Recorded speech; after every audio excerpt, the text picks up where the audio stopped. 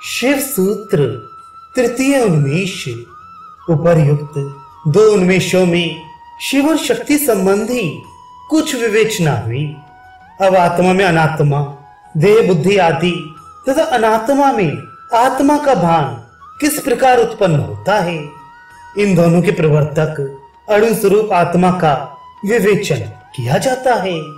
इसका पहला सूत्र है, विश्व स्वभावभूत आत्मा ही अपनी स्वतंत्र चित्त शक्ति से मोहित होकर, विश्व स्वभावभूत आत्मा ही बुद्धि की क्रिया के संचित रूप से चित्त हो जाता है।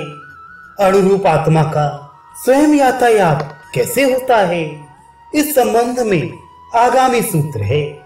अणुरूप आत्मा किस प्रकार आवागमन करता है। दूसरा सूत्र, आत्मा के स्वरूप के संकोच में भेदाभाव स्वरूप जो ज्ञान होता है वह ही बंधन होता है। सत्य, रज एवं तम में स्थित तीनों गुणों का वेदता इस प्रकार भ्रमण करता हुआ देह एक स्थान से दूसरे स्थान को जाता है। बंधन के कारण को समझाते हुए कहते हैं।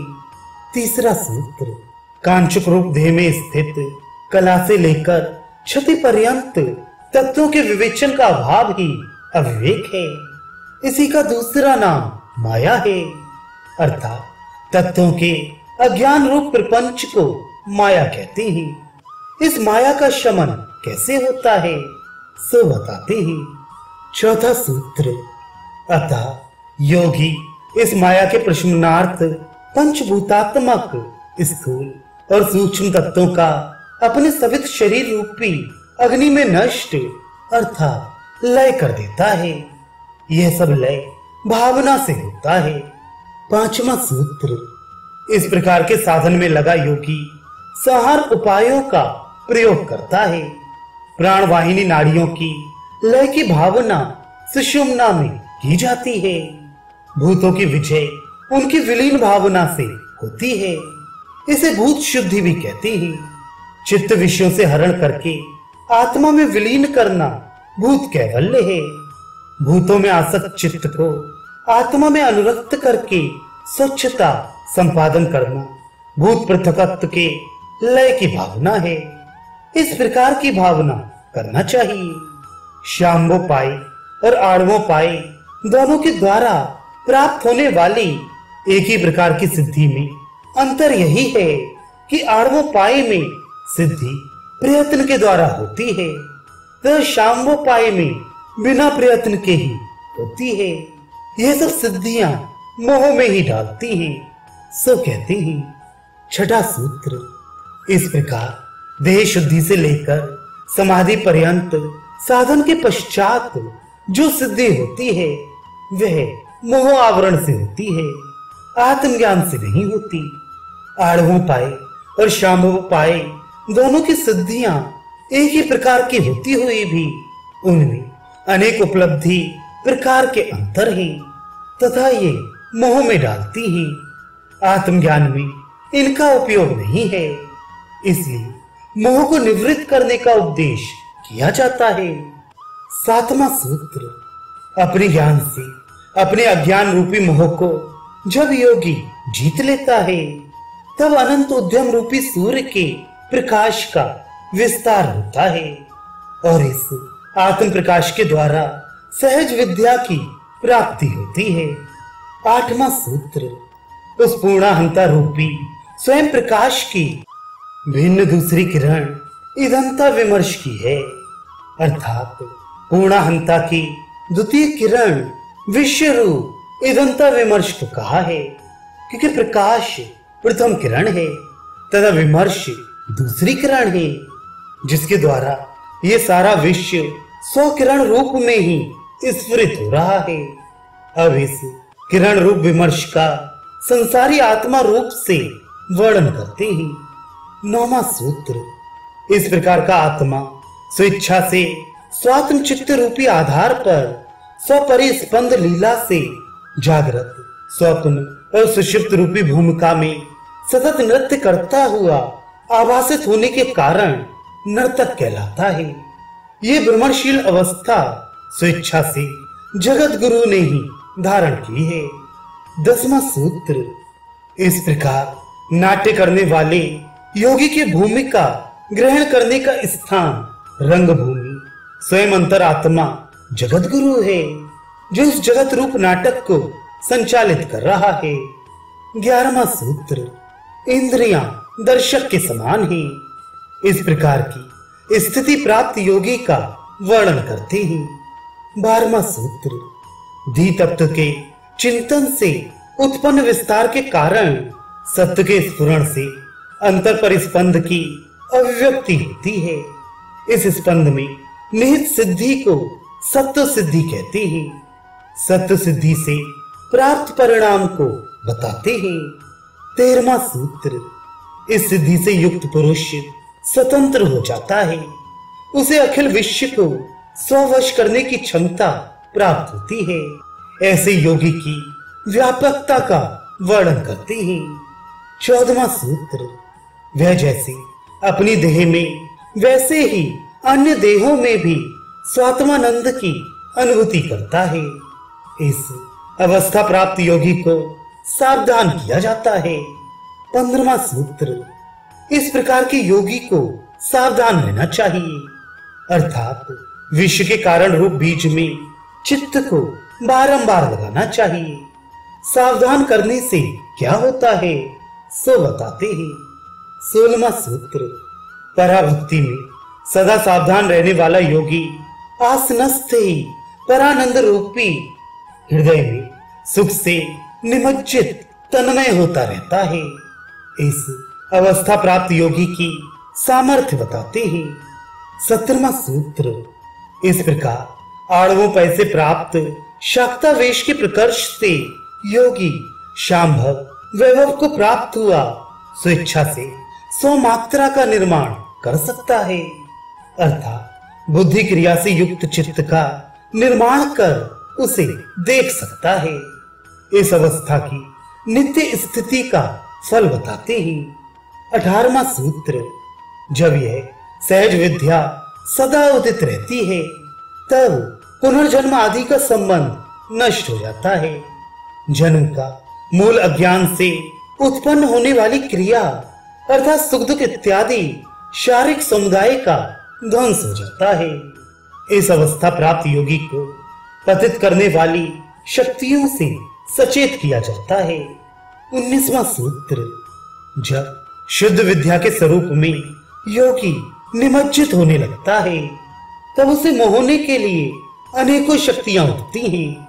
इनमें से कवर्ग आदि में अधिष्ठित माहेश्वरी आदि शक्तियां तत्प्रत्यय भूमि में आविष्ट होकर प्रमाताओं से मोहने की कारण जो है पशु माता कहलाती हैं, अर्थात बंधन नारी शक्तियां हैं। इस सूत्र के द्वारा योगी को अपने साधन में लगातार लगे रहने को कहा गया है, जिससे वह अपने मार्ग से च्युत न हो सके। 20वां सूत्र, इसीलिए शुद्ध विद्या के प्राप्त होने पर भी योगी को प्रमाद नहीं करना चाहिए। उसे तो जागृत, स्वप्न और सुषुप्ति तीनों अवस्थाओं में तुरिया का सदा ही आसेचन करना चाहिए। आसेचन से तात्पर्य यह है कि जिस प्रकार दीपक को तेल डालकर उसकी लौ को कायम रखा जाता है, इसी प्रकार जागृत, स्वप्न और सुषुप्ति में तुरिया को अपनाते रहना चाहिए, जिससे चित्त का स्फुरण अभेद रूप से होता रहे। इसी दृढ़ता के लिए पुनः कहते हैं 21वां सूत्र, तुरियानंद में मग्न होकर शरीर आदि की परमार्थता का शमन करना चाहिए तथा चित्त को विकल्प रहित करके उसमें समाविष्ट होना चाहिए। स्वसंविद में प्रवेश का फल कहते हैं। 22वां सूत्र, इस प्रकार अनुष्ठान करते हुए योगी के प्राण में बाहर मंद मंद प्रसरण में एकात्मकता से जब संवेदन अर्थात समस्त अवस्थाओं में अभेद की अनुभूति होती है तो अद्वैत अनुभव संपन्न होता है। 23वां सूत्र, जो योगी तुरियावस्था को प्राप्त करता हुआ तुरियातीत का लाभ नहीं करता है तो ऐसी मध्य की स्थिति में कुत्सित विचारों की सृष्टि होने से वह पतित हो जाता है। 24वां सूत्र, रूप आदि पदार्थों में मात्राओं में स्वप्रत्यय का अनुसंधान अर्थात अहम वेदम सर्वम इस प्रत्यय का पुनः पुनः अनुसंधान करने से पूर्वोक्त पतन से बचकर तुरीयानंद का पुनः आविर्भाव होता है। अर्थात स्वप्रत्यय के चिंतन से नष्ट तुरीयानंद को पुनः पुनः उठाना चाहिए। 25वां सूत्र, तुरीयाभ्यास के प्रकर्ष से प्राप्त तुरीयातीत योगी सच्चिदानंद घन शिव तुल्य हो जाता है। अर्थात इसी शरीर में यौगिक शरीर द्वारा देह कला के विगलन से शिव तत्व की प्राप्ति होती है। निरंजन तत्व से उसका परम साम्य हो जाता है। 26वां सूत्र, शरीर की वृत्ति ही व्रत है। अंतर आनंद से उल्लासित, भक्ति सुधा से परिपोषित ये शरीर तुम्हारी पूजा के उपयोग में ही लगा रहे, इसकी कदापि तुच्छ धारणा ना हो। इस प्रकार की शरीर वृत्ति का व्रत करता रहे अथवा शिवोहम की सतत भावना करता रहे, इसका अनुष्ठान करना चाहिए। इसी का नाम व्रत है। इसके अतिरिक्त कुछ भी उपयुक्त नहीं है। स्वरूप प्राप्त योगी का वर्णन करते हैं। 27वां सूत्र, ऐसे योगी की जो बार बार परम भाव से भावित होता रहता है, बातचीत ही जप है। 28वां सूत्र, इस प्रकार का योगी अपने परिपूर्ण स्वरूप को अथवा शिवात्म ज्ञान को शिष्यों में दान रूप में वितरण करता है। 29वां सूत्र, उसकी माहेश्वर आदि शक्तियों और कवर्ग आदि अधिष्ठात्री देवियों के प्रभाव से ज्ञान की उत्पत्ति होती है और ज्ञान शक्ति के अवश्यम भावी परिणाम से उसे शिव का बोध होने की सामर्थ्य उत्पन्न होता है। माहेश्वर आदि शक्तियों का प्रभाव ज्ञान की उत्पत्ति का कारण है तथा ज्ञान शक्ति बोध की निश्चय का कारण है। 30वां सूत्र, उसकी स्वशक्ति आत्म संवेदन का स्फुरण रूप प्रसाद ही विश्व हो जाता है। प्रसाद अर्थात क्रिया शक्ति का स्फुरण रूप विकास ही विश्व रूप हो जाता है। 31वां सूत्र, उसमें चिन्मय अहिंसा की स्थिति तथा आत्म विश्रांति रूप लय भी होता है। 32वां सूत्र, ये विकास और संकोच स्वशक्ति के विकास से आत्म संविद में ही होती ही। यहाँ ये शंका होती है कि सृष्टि स्थिति ध्वंस में इनके अन्योन्य भेद से योगी के स्वस्वरूप में अन्यथा भाव आ सकता है। इसका उत्तर है कि सृष्टि आदि भावों में प्रवृत्त होते हुए भी वह योगी स्वरूप में स्थित होने से एवं ज्ञान स्वरूप होने से कदापि च्युत नहीं होता है। 33वां सूत्र, उसे लोकवत सुख दुख का अंतर संवेदन नहीं होता। वह तो नील पीत आदि के समान इनका बहिर्मनन करता है। अज्ञान धन वाला शुभाशुभ से कलंकित होता है तो जिसकी मात्रता यह संकोच समाप्त हो गया है, ऐसा योगी सुख दुख से संबद्ध नहीं होता। 34वां सूत्र, सुख दुख से मुक्त संस्कारों से अस्पृष्ट योगी चिन्मय केवली कहलाता है। 35वां सूत्र, मोह स्वख्याति के प्रति सहत वही तादात्म्य में प्राप्त योगी कर्मात्मा होता है। अज्ञान से मूढ़ होकर वह संसारी बन जाता है तथा शुभ और अशुभ से कलंकित हो जाता है। 36वां सूत्र, देह प्राण आदि में अहिंसा रूपी भेद के तिरस्कार से शुद्ध चैतन्य के आविर्भाव होने पर सर्गांतर में कर्मत्व की प्राप्ति होती है, अर्थात देह को अभिलाषित वस्तु के निर्माण की सामर्थ्य प्राप्त होती है। 37वां सूत्र, जैसे स्वप्न संकल्प आदि में स्वतः ही करण के सामर्थ्य के दर्शन से करण शक्ति का अनुभव होता है, उसी प्रकार स्वानुभव में सदा संलग्न रहने से योगियों को करण शक्ति का अनुभव होता है। 38वां सूत्र, वह अपनी दृढ़ भावना से स्वप्न संकल्प के समान सृष्टि निर्माण करता है तथा इस स्वतंत्र करण शक्ति से योगी जागृत, स्वप्न, सुषुप्ति इन तीनों पदों को धारण कर अनुप्राणित करता है। यद्यपि इस अवस्था में तुरीय पद माया से आच्छादित रहता है, तथापि विषय भोग आदि के अवसर पर विद्युत प्रकाश की तरह वह उत्तेजित होता है, अर्थात अनुभव में आता ही है। अर्थात विषय भोग अवसर में भी उस तुरीय से स्वयं को अनुप्रेरित करना चाहिए। 39वां सूत्र, ये स्वतंत्र लक्षणा शक्ति चित्त स्थिति के समान ही शरीर के बाह्य करणों, इंद्रिय तथा उनके विषय को भी अनुप्राणित करती है और वह तन्मय हो जाती है। इस अवस्था में भी योगी को अल्प अहंकार से सचेत किया जाता है।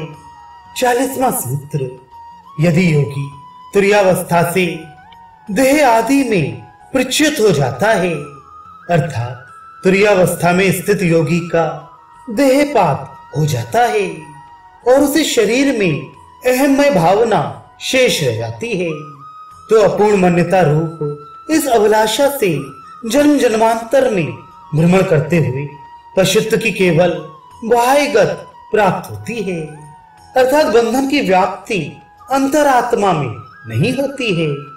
इसी अभिप्राय को स्पष्ट आगामी सूत्र में कहा गया है।